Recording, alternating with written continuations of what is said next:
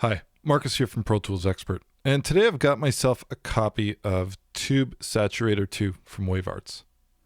Now, I didn't have the first version of Tube Saturator, so I can't comment much to the comparisons of things like CPU usage, but what I can tell you is that this plugin sounds absolutely fantastic.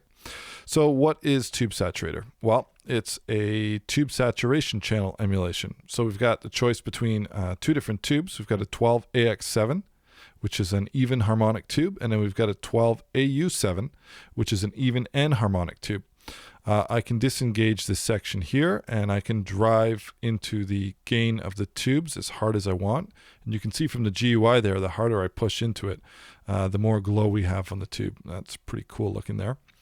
The next thing we have here is a 3-band equalization section. So we've got bass, we've got plus and minus 12, and then our mid plus and minus 12, and then our treble plus and minus 12. And I think these are split somewhere around 100 hertz, and I think this is around 1K, and I think this is around 800 hertz, if I'm not mistaken. And then we've got an oversampling mode, which engaged will give us 2 times oversampling. We've got a VU meter. We've got a mix knob here, which allows us to dial in the amount of dry to wet. So if I'm using it on the actual channel here, I can use this as a blend. If I was sending this out to an auxiliary return, which is something I do a lot, I would have this set to 100% wet, and I would just dial it in with a fader. And lastly, we've got an output control here, which allows us to compensate for any differences in volume when we're making an adjustment, so we can have a really true A to B comparison and decide if we really like what we're doing or if it's just a volume thing. Anyways, enough talking. Let's start passing some audio through here. So the first thing I've got here, I've just got a couple different audio clips available here. So I've got some basic bass, and then I've got an upright bass track, I've got a drum loop, and then I've got kind of like a warm synth print. So I thought we would just play around with these different clips and see what this thing sounds like. Okay, so let's go ahead and play this.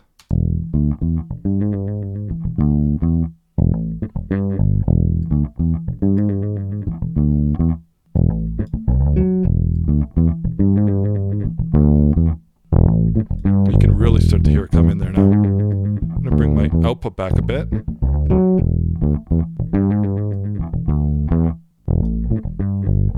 going to do an AB.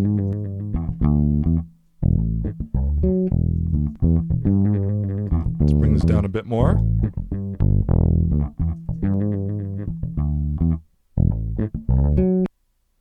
Wow, that sounds incredible. I'm going to play that one more time. And unbypass.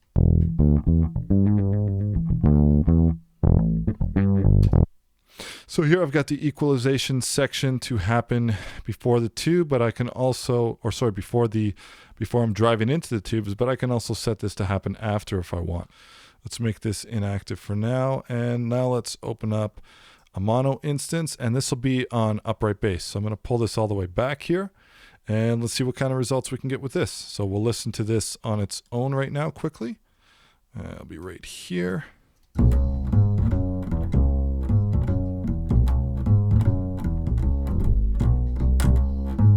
Okay, so that's the sound that we have of the upright bass on its own. So let us bring this in here. Now, what I usually do with things like upright bass is I might use something like lo-fi or a tube saturation of some sort, run it in parallel, kind of get something really gritty, maybe not have as much low-end content, and then I just tuck it underneath.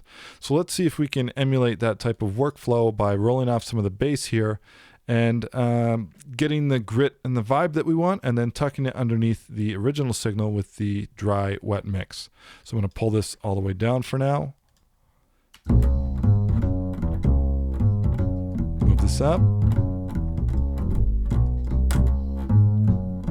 Start driving it.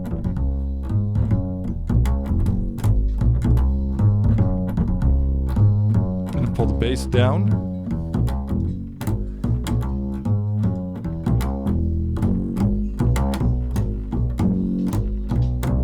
Okay, so something like that. I might pull down the output a bit, and let's give it a little bit more treble. And now let's bypass it here for a second.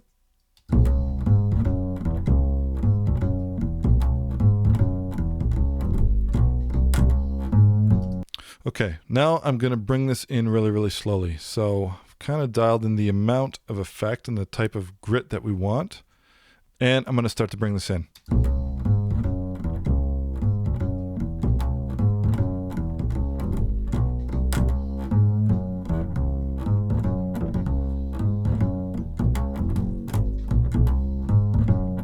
There's without.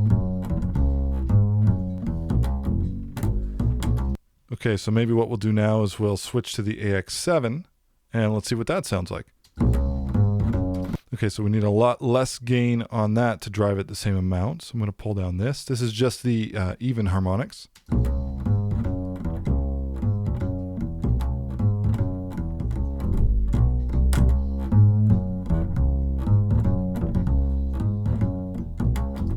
Okay, so maybe what I'll do here as well is I can change this to post to have the EQ happen after the tube saturation.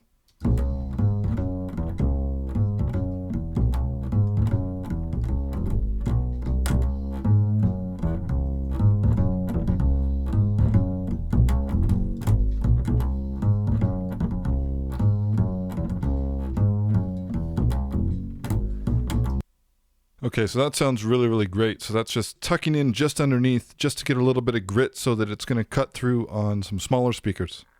Okay, now let's move on to a drum loop. And we'll have a listen to what Tube Saturator is doing on this. So I've already set something up here. This is bypassed.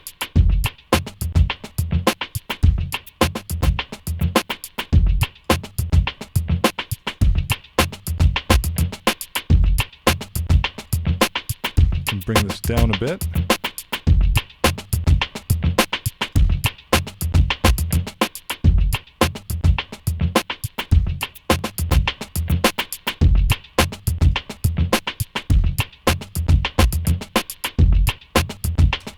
So I like having this knob here, this mix knob. It makes it easy to get things dialed in quickly, but if I was using this in context of a mix, 99% sure that I would most likely be sending this track out to an auxiliary track or creating a double, and I would be kind of dialing this up on its own fader and tucking it underneath, because I could really just, focus on getting the sounds separated and getting something really gritty and then dialing that up alongside.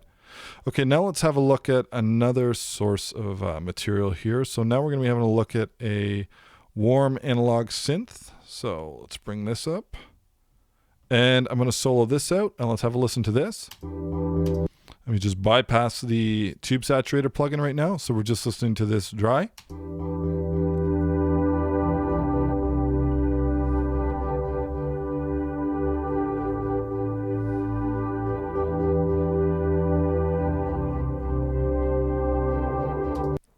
Okay, so with these types of analog warm synths, I find they can really benefit from some type of saturation and a little bit of grit. Sometimes it just helps them cut through the mix a little bit better.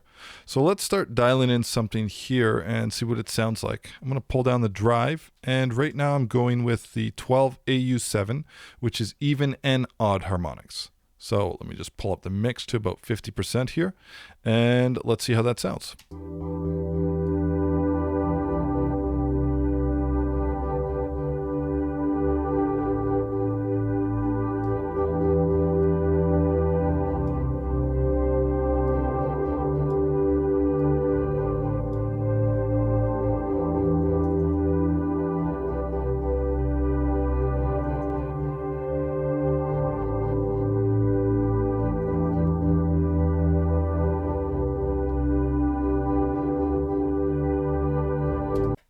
Okay, let's try out the 12AX7, which is a lot harder sounding, and we're not going to need as much drive, so let's pull this back a bit and maybe make an adjustment to our bass.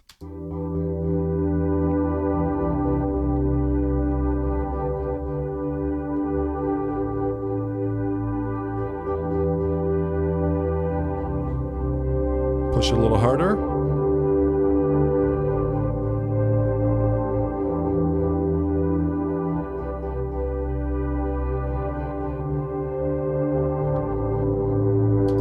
And I think I like the bottom one better. Let me push this up.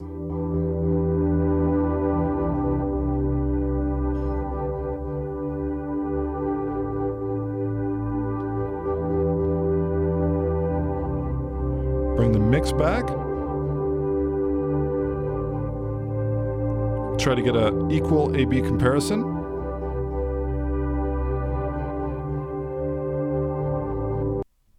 So with this type of plugin, I definitely want to be doing something like audio suiting this if I was happy with this type of thing. So what I would most likely do would be an edit. I'm going to copy these settings over here.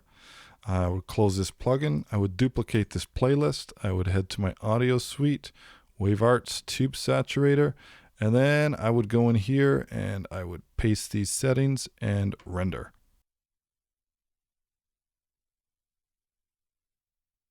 So now I've got my original on the first playlist, and I could just swap between them by going like this.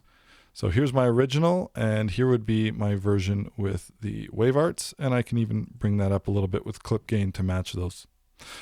So my thoughts on this particular plugin is it is absolutely brilliant. I don't think I've ever heard a tube emulation that sounded as good as this. Now, on my system here, it is still pretty heavy. So you can see one instance at, what are we here? One instance with the 2x oversampling engaged. I'm on a Mac Pro Harpertown 3.1, and I'm hovering around 28%, somewhere along there. And if I bring that down and I turn the oversampling off, we are looking at, yeah, about half of that, give or take. So it's not bad, and I imagine on a new system that this wouldn't be a big deal, but for someone like me and for a lot of people out there mixing on older systems, it's still a little bit heavy, but it's nothing that doing some offline rendering or an audio suite process can't take care of. So for me, I give this plugin a huge 2 thumbs up. I think it sounds absolutely fantastic, and I think it sounds extremely realistic. So great job by the guys over at WaveArts. I love this plugin, and I think it's going to be making its way onto many mixes of mine in the future. I hope you guys got something from this, and we'll talk to you later. Cheers.